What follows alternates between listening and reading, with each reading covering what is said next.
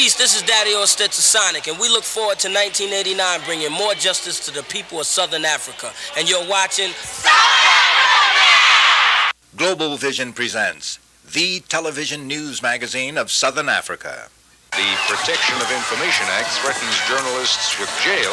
It's got nothing to do with government policy. It's got nothing to do with apartheid or anything like that. Because it is important that people know what is happening. South Africa Now. This week reporting these stories.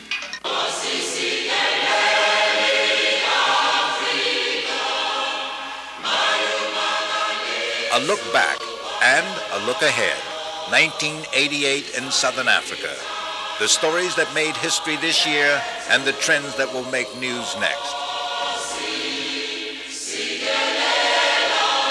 You'll also hear the story behind this song, an anthem that has officially been banned. This would be my pick hit for 1988.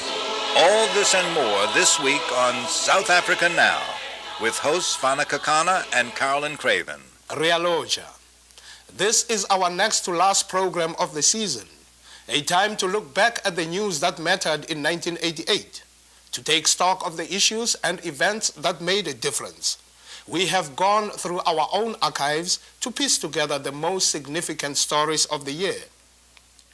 We will be starting with our list of the top 10 news events and then move into a discussion of the trends that are likely to influence the news next year. We have interviews with many newsmakers and leading analysts. First, the South Africa Now Top 10. Peace in Angola and independence for Namibia may be the top two linked stories of the year. The peace agreement, slated for signing December 22nd, is not just a diplomatic triumph for the U.S. The negotiations process, which will involve the withdrawal of these Cuban troops and the independence of Namibia, Africa's oldest colony, had its origins here on the battlefield. In the Angola river town of Cuito Cuanavale, the South African military suffered a major setback at the hands of the Cuban and Angolan armies. When you meet a white South African, con un racista, a racist, lo único que tienen que the preguntar only thing you have to ask him ¿qué is pasó en Cuito Cuanavale? what happened in Cuito Cuanavale? ¿Qué pasó en What Cuito happened in Cuanavale? Cuito Cuanavale? In the same way that President Reagan talks about peace through strength, I think that the Cuban buildup in southern Angola has to be seen as peace through strength. The Angolan peace settlement still has not resolved the internal situation in Angola and the role of Jonas Savimbi, who defended his close relationship with Pretoria in an interview with South Africa Now. I'm prepared to make a deal with the devil, provided that I have to protect democracy. Angola's pain may become Namibia's gain. Independence is now slated for next November as the United Nations plan spelled out in Resolution 435 takes effect. At last, there is a serious possibility of the independence for Namibia. Leaders of SWAPO, the liberation movement that has been fighting for independence, are still wary of snags and minefields. And South Africa's track record in Namibia does not inspire in us to trust South Africa. I myself don't trust the South Africans. They are liars, cheaters, and crooks. We the people demand the unconditional release of Nelson Mandela. 1 billion people saw this concert calling for the release of African National Congress leader Nelson Mandela, who has been behind bars for a quarter of a century. The campaign for his freedom was the leading domestic story in South Africa, number 3 on our list. This was the year that Mandela turned 70, learned he had contracted TB, was moved from his cell to this clinic, and in December to this house on the grounds of a prison farm. The demands for his release continued. We find this staged release of Mr. Mandela completely unacceptable. But as P.W. Botha told American televangelist Pat Robertson, when it comes to political prisoners, he won't be pressured. I am not the type of person who will be pressured into a situation which I don't want to go into. Story number 4 began in mid-February. 17 organizations, including the United Democratic Front, were banned. The largest coalition of anti-apartheid forces could no longer operate openly. The government, as far as we are concerned, is declaring war on the people of South Africa. In the months that followed, the church leaders who were challenging the state were put on notice. They should not start complaining if we tackle them on the political level and unmask them for the political amateurs that they are and for the abusers of theological status that they are. A climate of violence, some of it allegedly state-sponsored and encouraged, followed. Ablie Sachs, a lawyer working with the ANC, survived the car bomb in Maputo, Mozambique. I knew that something terrible was happening, that I knew. Something hostile, something against me, something that I couldn't control. And I felt I was struggling and fighting for my life. In March, Dulcie September, an ANC representative in Paris, was shot in the head. They call themselves police. What is the police for? In Natal, violent attacks by police-directed vigilantes such as these and fighting between the Zulu group Inkatha and the UDF claimed many lives. This is foul. On August 31st, the 6-story headquarters of the South African Council of Churches was bombed. Within weeks, the Catholic bishops' offices got similar treatment. A group called the White Wolves claimed credit. There have been no arrests for that crime. The UDF, however, was not crushed. In September, 3 leaders escaped from detention, taking refuge in the U.S. consulate, which refused to allow us to speak to them. Do you want to get out of this building? You just shut up, right? Hello. Good afternoon. Is this the U.S. consulate in the Kenny building in Johannesburg? Yes. You're calling from the press? Yes, I am. Yes, I'm sorry. I'm not allowed to put any calls through to the 3 people themselves. That is the embassy policy. Story 5 was linked to these bannings, more detentions without trial. Human rights groups listed lengthy reports citing abuse after abuse, including detentions and torture of children, as documented in this BBC report. This film is principally about the children of South Africa, some of whom have experienced detention and torture at the hands of the security police, and others, both black and white, who are having to cope with growing up in such a divided society. The South African government denied claims made in the BBC documentary. The question which must be asked is, why has Suffer the Children almost totally ignored what these children have been doing? But human rights groups issued reports documenting systematic abuses. Most of the people who have been brutalized under the state of emergency regulations are, in fact, children and young people in the majority. And those are the people who are in the forefront. Many protests like this march at the South African Embassy in Washington by leaders of the United Auto Workers did result in some prisoner releases, including labor leader Moses Mayakiso, now out on bail, poet Mzwakhe Mbuli, ANC veteran Goven Mbeki, PAC leader Zephania Mothopeng, ANC trade unionist Harry Gwala, and newspaper editor Zwelakhe Sisulu. Most of these people were not allowed to return to full political life. Story 6.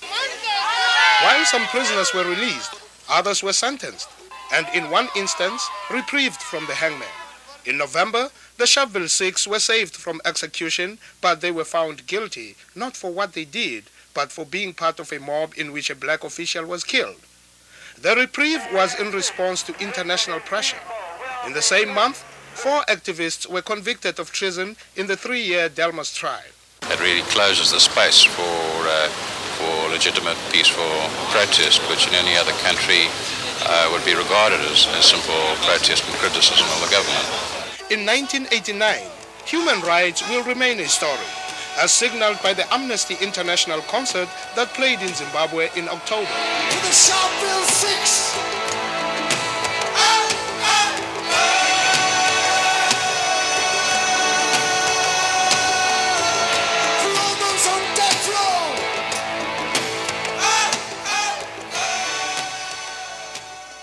Story 7.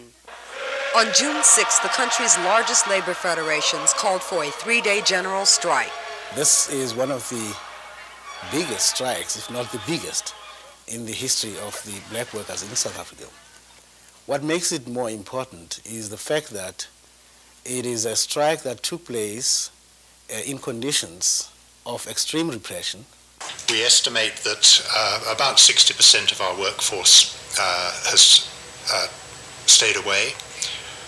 We estimate that about 70% of our potential passenger carry nationwide has stayed away. While the government continues to impose restrictions on anti-apartheid activity, the grassroots labor movement is gaining momentum as a major force for political dissent and change. October 26th, Story 8, South Africa's municipal elections. The Nationalist Party, celebrating 40 years in power, projected itself as a moderate force. We will reform. We will extend democracy and justice. We do not claim perfection this side of the grave. We have made mistakes. We are inadequate in many respects. But by the grace of God, we have moved forward. Although Botha's government claimed victory, the more right-wing Conservative Party won control of a number of municipal councils. In one town, Boksburg, they reimposed petty apartheid segregation. That town is now being boycotted. The most significant thing about the election was the low black turnout. That was merely a sideshow. It wasn't important in the sense that black people did not participate as the government had hoped. We did not want to participate. Those elections were not democratic. They were held under a state of emergency. In the event, it turned out that only 24.6% of black people voted in these elections. And you must remember, only 1.5 million even bothered to register. There are 26 million black people in South Africa who should have been voting the other day, and we did not. Story 9 happened here. The Senate failed to vote for tougher sanctions despite House approval and a rousing speech by the bill's author, Congressman Ronald Delmas. If you're not prepared to stand up for black people and people of color in South Africa, in this great bastion of democracy, what will happen when they come for me? Nevertheless, the economic isolation of South Africa has continued, with the economy there under renewed stress. The international pressure does seem to be having an impact, although a Bush administration is not expected to get any tougher on South Africa. Well, I think we should see a continuation of the policy of the Reagan administration. There's no reason to anticipate anything very much differently. And finally, story number 10. The often untold saga of Mozambique, where millions have been dislocated as a result of an internal war, which the Mozambicans say is directed by South Africa, which finances Renamo, the Mozambique resistance movement. The United States State Department's report, it had concluded that 97% of the violence in rural areas was being done by this Renamo group. The Pope's visit to Maputo, followed by a new rapprochement between South Africa and its neighbor, may lessen covert aid. But the consequences of the war can be seen in mutilated bodies and a devastated society. They are making a war to render any Mozambican society non-viable. For us here in the United States, the question is not how many of these 10 stories have been on television, but how many have been explained clearly, how many have helped us understand the key issues. There is no denying that there has been less media coverage of the Southern African region last year. Inside South Africa, media suppression has remained intense. Newspapers have been seized, censored, and suspended. Foreign Minister Pick Botha recently branded reporters thieves and enemies. The regulations which have now been in force for over a year and a half, which govern virtually every single facet of South African life. It means that every journalist in South Africa has an inbuilt censorship, let's call it a bleeper. There's sort of a bleeper that goes off in your head whenever you look at a story. As the McNeil-Lehrer NewsHour noted, the repression has affected viewers here. Following the press restrictions, the 3 major U.S. networks carried far fewer items about South Africa in their evening newscasts. According to the report, Pretoria has been largely successful in removing scenes of poverty, violence, and human rights violations from the television newscasts of the Western world. South Africa Now was created this year as a response to this problem, which involves more than just state-imposed censorship. Eric Goldstein of the Committee to Protect Journalists notes that no foreign journalists have been expelled this year for challenging the press restrictions. Why has the foreign press suddenly gotten along so much better with authorities? Have they just learned the rules? Have they engaged in more self-censorship? Have they become demoralized and just know that they're going to run into trouble whenever they go out and do a story on a demonstration? I think the answer is a bit of all of these. To briefly sum up, here are the key trends that are likely to influence news in 1989. The first trend seems undeniable. Apartheid is alive, but not well. The South African government seems to be trying several seemingly contradictory strategies at the same time. Looking for friends in Black Africa and finding allies among leaders like Zaire's Mobutu, widely considered a corrupt tyrant. There have even been secret meetings with the Russians. All this is a bid to end Pretoria's diplomatic and economic isolation. Pretoria has launched so-called reforms inside South Africa. Reform means, first of all, devoting more resources to particularly urban black people, better houses, better roads, better hospitals, and so on. But it has an added dimension, and that is it involves a program of trying to build political structures that allow blacks a limited degree of participation in central government.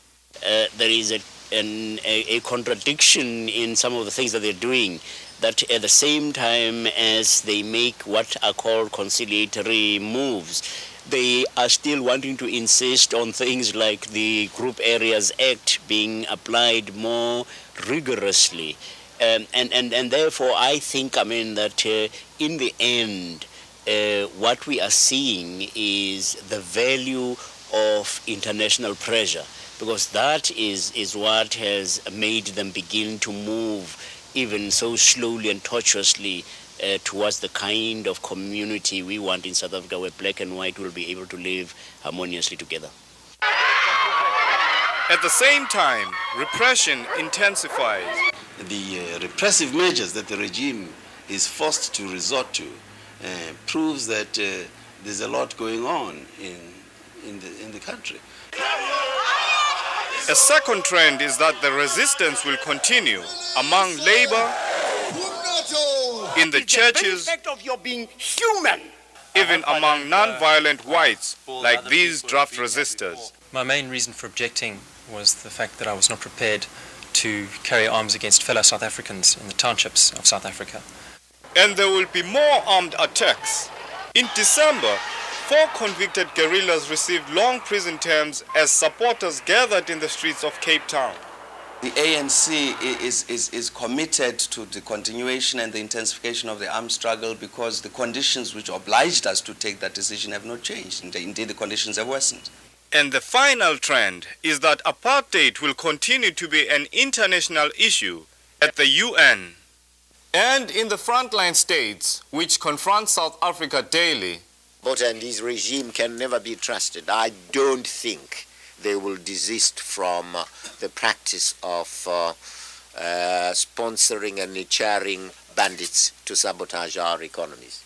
And in communities like Boston, where the mayor announced that the city will no longer buy Shell oil products as long as that company remains in South Africa, WBCN Radio mobilized 1,000 listeners to send back their Shell credit cards. Boston today takes a phenomenal step towards attacking institutionalized inequality, and I would hope that it will serve as an example to the rest of the country, to the rest of the world.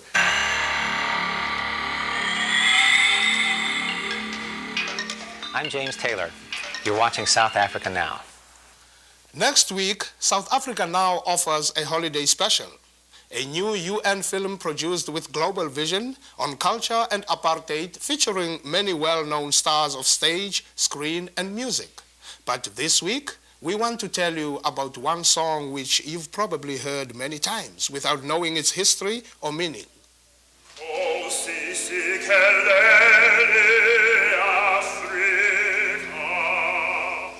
It's sung in churches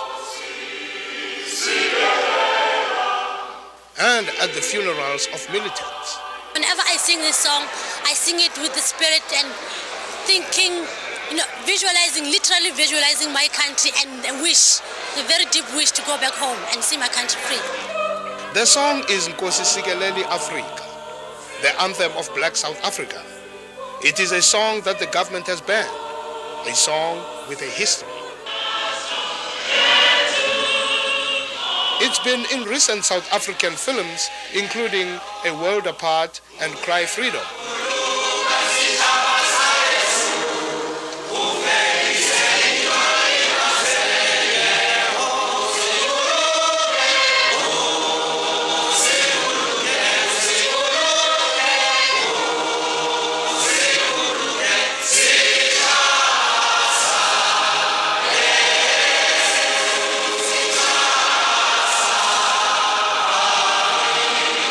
It's a song that expresses deep feelings.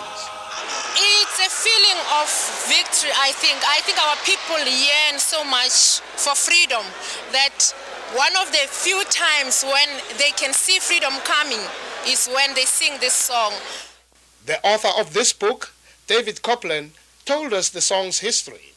Well, it's a remarkable musical phenomenon, Nkosi Sikelel' iAfrika, which of course means God bless Africa. It was written way back in 1897 by a school teacher, Enoch Songtonga. He wrote it in Xhosa, although he himself was a Shongan from the north. And it was became a choir standard for many of the traveling African choirs or in choir competitions.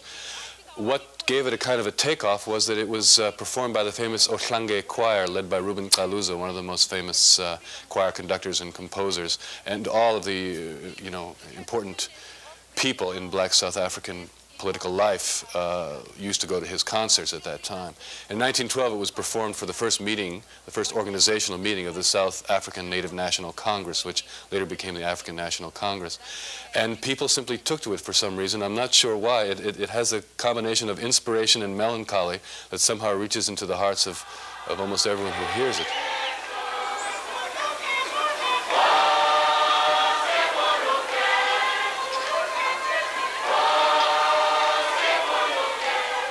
Lord bless Africa, may her horn rise high up. Hear thou our prayers and bless us.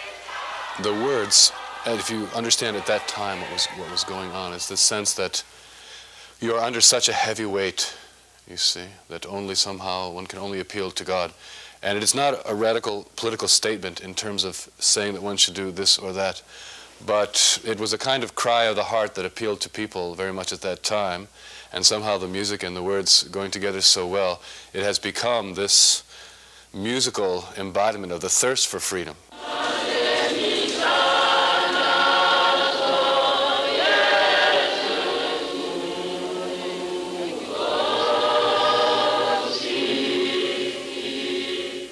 Next week is the last program of the year for South Africa Now. After a few weeks of reruns, we will be back in February with a new season of our non-profit program supported by foundation grants and individual donations.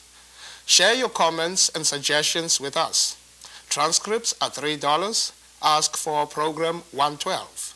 Write to us at South Africa Now, the Africa Fund, 198 Broadway, New York, New York, 10038. South Africa Now is produced by Global Vision in association with the Africa Fund.